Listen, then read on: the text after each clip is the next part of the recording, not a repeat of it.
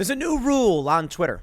You can't post someone's real-time information. Elon Musk posted this video of a man wearing a mask and gloves who apparently was stalking his family, jumped on the hood of his family's car with his son and I believe other children in the vehicle. This is the man in question. You can't really see much from it. Now, in this video, they actually posted the license plate. I personally think that goes into doxing territory. If somebody, I'll put it this way. I understand this guy attacked Elon Musk's family 100%. He should be brought to justice, and I can agree with that. But I do have to say, we got to be careful about how we move forward with doxing rules because I wouldn't want someone posting my license plate. Granted, very different circumstances, and this is why we have judges, right? A judge interprets the law. The law may say, hey, you can't accost somebody. And then someone will be like, well, they got within 2 feet of my personal space. And a judge might be like, chill out. You weren't accosted. Calm down, leave. Some other judges might actually say, no, you can't do that. Actually, in some jurisdictions like Illinois, getting right up in someone's face is assault. No joke. And battery is making contact or some kind of contact that humiliates. In New York, I was told by police that if someone actually physically hits you, and you can't prove any physical damage, there's no assault. No joke. So my point is just this. You know, as we get into the philosophical debate here and into the story itself, we got to be careful about how we interpret the rules. And maybe the answer is you need judges. If someone physically attacks your family and you're trying to collect evidence to bring them to justice, maybe it's okay to show the license plate. However, the other issue is I don't know who this guy is, and I don't see anything in the video other than them just filming his face. What's going to end up happening is they're going to film my license plate and be like, this guy attacked us. But here's the story. Last night, you may have heard the news. Elon Musk banned the Elon Jet account. More details have developed, breaking down exactly what happened and setting a fire in the media about Elon Musk and the rules and everything like that. And I think there's some apt criticism for Elon Musk. But I do think Elon Musk's leadership under Twitter has been an overwhelming net positive.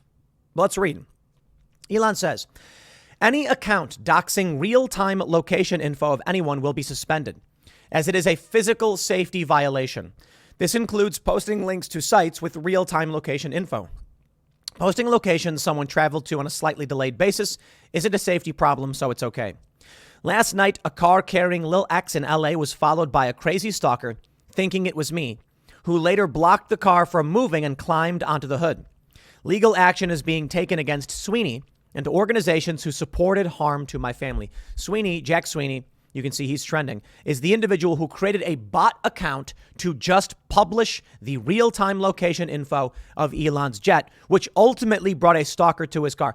That I completely understand why it should be banned. So, the problem here with this rule is it needs to be it needs to be better defined. Posting any account doxing real-time location info of anyone will be suspended. Now, hold on. I understand real-time trackers, bot accounts, but what about TMZ? You know, see, here's the thing. Everybody who likes Elon is giving him the benefit of the doubt. I'm not going to do that. The leftists like Jack Dorsey and Vijagade, and they gave them the benefit of the doubt. Oh, they're just trying to deal with hate speech and all that stuff. So sometimes they make mistakes. What I'm saying is this. I think Elon is right to take down the Elon Jet account. It's a bot stalker. But he's got to clearly define the rules and set parameters because real-time location info. So when Ye was boarding the plane and the paparazzi were filming him, that was revealing his location that could have put him in harm's way. And a bunch of people started responding saying, Tim, it's not a real-time tracker. Pay attention. And I'm like, that's not what he said. He said anyone doxing real-time location info. OK, so you can argue that real-time refers to some kind of automated system or whatever, but he didn't say that. I'm just saying this needs to be defined. And I will also point out, as much as I like what Elon Musk has done so far with Twitter, tons of major net positives across the board. I am not going to sit here and just pretend that it's all good always. The dude did not bring Alex Jones back, and Alex Jones, I don't even think broke any rules. He yelled at Oliver Darcy. He made a video where he said battle rifles, metaphors, and what? Public criticism of a high profile personality. Now, I think it was rude, I suppose, of Alex Jones to scream and to yell at Oliver Darcy and call him names, but I don't see it breaking any rules. They banned him for that. And Elon says, I'm not going to bring back Alex Jones. Okay. A lot of people are happy with that. They don't want Alex Jones on the platform. I get it, but tell me the rule that was broken. Otherwise, the only thing we have right now is we operate under the whims of billionaires. Now, let's be real. That's reality. That's the reality that we live in. And we can pretend that we have something different. We don't. So I'll take King Elon over King Dorsey or the Viceroy Vijayagade. I don't like what they were doing. Elon's doing way better. If we're going to have a billionaire setting the rules, Elon is substantially better, and I completely understand the actions he's taking. What's happening right now with the Elon Jet trend story? Let me give a shout out to a few of our good lefty friends. Matt Binder. Matt Binder said, and I'm only being half facetious actually. Matt Binder, I disagree with, but I respect that he came on the show to espouse his views. I don't respect many of his political opinions, but I respect him for being willing to stand up and say those opinions, even though we disagree. Hassan recently said he gave me an unironic like, so I can respect that. Much prefer if we were able to have a bigger conversation. But no, let's read. Binder says, this is what you get when you search for the top on the Elon Jet. He says, remember Elon Musk's first Twitter files? The one about Twitter blocking links to the New York Post's Hunter Biden story? Elon Musk is using the same thing to block links to Elon Jet on other platforms right now. The exact same thing, except old Twitter stopped doing it the very same day. It's not the exact same thing, but I'm going to give some... let's break this one down. They should not be blocking links, period. Look, I get it, man. It's a link to a real-time tracker of Elon's family. Elon doesn't want his family tracked. His family was nearly attacked. I get it. We've got those same threats. This is getting into dangerous territory, however. In this instance, I give Elon a pass. I know. Here come the leftists. They're going to be like, oh, fanboying. Look, man, some dude attacked his kids. That I get. And this is why I'm talking about judges. Having someone who can judge what is or isn't appropriate is a good thing. That's why we have judges in our system of law. It is not the same thing as the Hunter Biden laptop. The Hunter Biden laptop did not reveal the safety information of anybody, exposed corruption. And Twitter took it down because it was bad it was bad for the Democrats, and Twitter took it down because the FBI warned them. Oh, there's going to be hacked materials. And they made up a justification for why they did it. Very, very different. Blocking a link to the private jet of Elon Musk, I get. But there's more here. You see, my friends, it's not just Elon Jet. Elon Musk has basically blocked everything. So we actually, in this story, we can see this. This is from timcast.com. What follows is just a partial list of accounts that were banned following the decision to rewrite Twitter's policy. Gates Jets, Bezos, Kimball Musk, Elon's brother's jet, Celeb Jets, Zuck Jet, yada, yada, yada, corporate jets, SpaceX Jet, Putin Jet, Colson Aircraft, U.S. Air Force VIP, NASA planes, a whole bunch of real-time trackers were taken down for, and I guess they say, violation against manipulation and spam. I will tell you right now, it is not so easy to just decide how this should be done. You've got people's safety at risk. You've also got the fact that this information, you can Google it. You can literally just Google it. They've made it easier. My opinion, still doxing.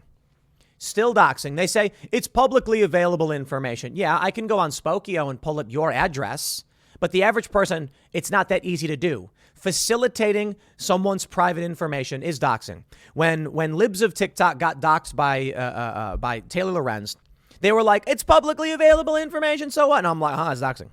Like, you can look up public records, find someone's address, and then share it with people. Doxing. That's what it is. Just because it's publicly available does not mean it's not doxing. So when they come out and they say the information is publicly available, therefore it should be allowed. No. This is the point I'm trying to make about judges. I do recognize at a certain point, we got to make sure the rules are clear. Let me try and make sure I'm cleaning up and clarifying my position. If there's publicly available information, there's a public right to know exception. And that's why the rules need to be very clearly outlined. That's just what I'm saying. But I respect the idea that there is a judge. I'm not saying Elon should be that judge. I'm saying looking at a video of TMZ, from TMZ showing, Ye or Brad Pitt, very different from a bot that is posting your real-time location. Hassan the Hun says Elon Musk bought Twitter and is personally taking down people's profiles he deems a nuisance or annoying after he claimed his commitment to free speech was absolute. He literally used the Elon Jet account, now banned, as proof of such a commitment. He did. Then his family got attacked and his views changed. But Hassan's got a point here that I don't know if he was intending to make. Alex Jones, Milo Yiannopoulos, two individuals. Now, look, Elon has unbanned many people, but you can't come to me and say, I believe in these rules, I believe in these policies, but then say, yeah, but you know what, Alex Jones, I don't like. I get it. We live under the whims of billionaires. I will keep advocating for hard principles and principle-based rules that one supreme authority should not have control over everything. But again, I want to stress, in our judicial system, in our legal system, we have laws. Law says you can't do X. Judge determines whether or not it was actually X or not. So you try and get these people with like Fauci, and he's like, we did not do gain of function research. And then Rand Paul's like, it says right here you did. And he's like, no, we just manipulated viruses to make them more potent and transmissible. And it's like, that's what gain of function is.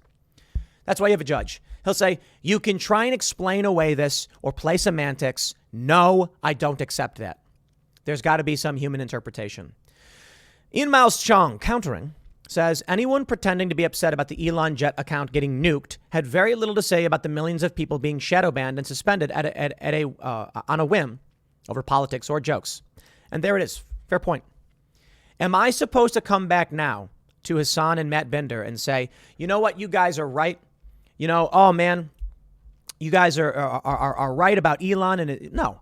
Because when Jack Dorsey and Vijay Gadde and everybody else and Yoel Roth were applying the rules to their own whims, y'all said nothing. So I'm going to try to just be a little consistent here. Okay. Elon Musk is the supreme authority of Twitter. He interprets the rules as he sees fit. I accept that, as I did with Jack Dorsey and Vijay Gadde. I will challenge them when I think they're wrong. I think Elon Musk is a net positive for the platform, a very, very major net positive. I completely understand why he would take something down that threatens his family. There you go. In the future, Elon, I only ask that we get clarification. And, you know, he could basically just say this. Listen, we will try to enforce the rules to a T. You can't even do that in U.S. law. That's why we have judges who interpret. Take, for instance, disorderly conduct charges. What does that even mean? It basically means the cop can arrest you for anything or arrest you for resisting arrest, even if you're not being arrested. So there are problems there, I get. There's no simple and easy way to do it. Here we go. We got some new ones. Brianna Wu says so much for free speech. Oh, it's gone. It updated already. But here you go. They're saying, here, let me read this one. I'm finding this free speech absolutist thing extremely funny. Haha. Here's one. I will note that Elon's new policy used to ban the Elon Jet account could and will literally be used to ban any on-the-scene reporting from citizen journalists. This is the issue with whims, right? Elon Musk clarified real-time posting of someone else's location violates doxing policy. Yes, this individual is right. I don't think Elon will ban citizen journalism. I think that when Elon appoints someone else, they will. Parag Agrawal said in the latest Twitter files, it was revealed that he said that the days of centralized moderation are over and we've got to figure out something else. And he's right, because even Elon struggles to handle it. But I'm sure you're better off being the king than being subject to the whims of a machine. Will Chamberlain says, don't mess with Elon's family is a much easier rule to follow than don't offend Yoel Roth's political sensibilities. Fair point. Absolutely. Will says Twitter is not a free speech utopia. It has a king. The king is very tolerant, but even he has his limits. Yes, I agree. I like this king much more than the previous. However, I just want to point out, I don't like living under a monarch. ALX says breaking. Jack Sweetie's Twitter account, Elon Jet, was suspended. And Mike Cernovich says it was a bot account stalking Elon. If the person wants to manually track flight patterns to report on newsworthy appearances, then maybe that would be acceptable. Automating spam is what makes Twitter worse. Hit the nail on the head. I got to agree. This is a bunch of people creating bots for the sole purpose of tracking someone's real-time movements. There's nothing newsworthy about it. Cernovich is right. If Elon flew from LA to Moscow and someone posted the flight, you know what? Newsworthy information. Elon's family flying from SF to LA is not newsworthy, and it resulted in some psychopathic Antifa-looking MFer stalking his family and putting their lives at risk. I get it. So in this regard, I'm not mad at Elon for banning this account. I'm not mad at Elon for banning the other accounts. I'm not mad at Elon for all of this. I totally get it. What we see with the left is an attempt to use our good faith and our goodwill against us. They know that we believe in free speech, so they will try to manipulate at any turn free speech as a principle to get us to give them things. They want Elon dead. I'm not saying every single leftist. I'm not saying every single Democrat. I'm saying there are people out there who want Elon dead, who greatly benefit. Now, here the problem is that you get these leftists being like, free speech. You got to allow the real time tracking of Elon's family, threaten his kids. Yeah, no, he doesn't. Look, I think my point is clear, or at least I'm trying to make sure it's as clear as possible. We've got to have outlined rules, and that means what I would expect from Elon right now is to say, the rules are subject to interpretation of certain judges. We should then perhaps have judges, individuals at Twitter, or maybe at some kind of, I don't know how you do it. I really don't. What Minds.com does is that they have a jury system. If your post gets flagged, it goes to users to determine whether or not they feel it should be removed. Does this violate the rules? You might see some really awful stuff if you opt into that jury system, if you agree to be a juror. And then, even after someone says it violates the rules, unless it's criminal, all that happens is a filter is placed on it. So right now, I think the way it works is like, let's say you post a picture of, deeply offensive imagery that's shocking to the average person, not safe for work. Someone will say, I think this violates the rules. Everyone will say, well, it does violate certain rules, but, it's not bannable. What'll happen then is it will be blurred out and there will be a filter on it as per the community's choice. This is community moderation. If, however, it's like child abuse, they flag it, instantly removed and put under review for law enforcement. I'm pretty sure that's how they do it. My opinion is that Minds should have been having like a jury pool of like 1,000 people to eliminate, to lower the margin of error. But I think it goes to like 20 people. And then they'll all vote whether or not it's a rule violation. The worst thing that happens, I think, with Minds is that if you get 3 rule violations, they put your account in not safe for work mode. You're still allowed to speak, but your posts are blurred out by default. I think that's a great way to do it. I think that's what Elon should actually do. Now, in the instance of having his jet tracked, here's the reality. Elon Musk believes in free speech. And then someone attacked his family and he was like, I'm done with this. Yeah. That's how it happens. It's naivety. And I can respect it because we here at Timcast experience the same things. We've learned the hard way why companies do the things that they do, why they have the policies that they do, why they have HR departments. I was talking with the Daily Wire guys, about how, I'm like, look, Timcast is small and we're nimble. And they're like, we're talking about making, it was like a general conversation about taking over the culture war and all that stuff, like winning, displacing Disney, because we want to do that. Daily Wire is doing it. And the general conversation was just like, at a certain point, every company goes from being scrappy and fun to being much, much less fun. And the reason is there are evil people out there, very evil people. Elon Musk believed in free speech until someone posted the location of his kids, and then his kids got attacked. And then he said, you know what? No. Okay, there's limits. Well, there you go. Security versus freedom. Now, for me, I believe in dangerous freedom over peaceful slavery any day. Dangerous freedom is the way to do it. And there are challenges. I'm not an anarchist. I do think that Elon probably needs to be armed all the time. His family's going to need armed security as well. Welcome to the fray, my friend. You are sitting in the seat with the sword of Damocles dangling above your head, as you probably have been for some while. But you've jumped into the fray head first. And they're gunning for you. So he's going to have to take things seriously. And that means there are limits to this idea of free speech. I'm not a free speech absolutist. I wouldn't be as silly to make such a claim, and I've never done it. I think incitement to violence is wrong. I think doxing is wrong. So doxing is a free speech thing. It's a First Amendment thing. Yeah, don't care. I am not here to be manipulated by the left as to what my views are. My views on free speech are you have a right to express your opinion on issues, even if they're very, very awful. But you don't have a right to give out information to put people in harm's way. Calling someone or saying a group is bad for whatever reason is not incitement to violence. Sorry, you're not going to win on that one. But I certainly recognize it's a gradient, not a direct line, right?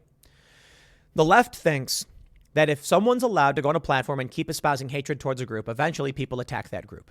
They ain't wrong, but attacking that group is a crime. Telling people you hate something is not a crime. The police and our communities should defend those people. The view they have is that eventually even law enforcement turns on these groups if they're targeted enough. You need more speech to counter this. And I believe de-radicalization is more likely than radicalization unless you start censoring. Tough days, tough calls, hard to know what to do for sure. But I'll just wrap up by saying Elon Musk's rule and reign over Twitter is 100-fold better than anything we've seen. I think there are challenges to just living under the whims of a billionaire, and I will call it out. Just because I criticize Elon doesn't mean I'm not appreciative of his efforts. But it's funny how I made that joke where I said I used to think Neuralink was dangerous, but then Elon bought Twitter and agreed with me ideologically, and now I want to plug my brain in. I think everybody can agree with that sentiment and understand it. Elon is doing good work. Elon is not a perfect person. Do not just start defending everything he does because you think he does good. Don't let the left exploit you and trick you into attacking him simply because they don't like what he's doing. We just got to be real. We got to figure it out. There are a lot of people that just want to defend Elon no matter what. And I'm like, guys, we don't want to live under the whims of a billionaire. We want decentralized moderation. We want clear-cut rules for everybody. For the time being, I will accept that we are in an interim period and Elon's doing a very, very good job. I'll leave it there. Next segment's coming up at 1 p.m. on this channel. Thanks for hanging out, and I'll see you all then.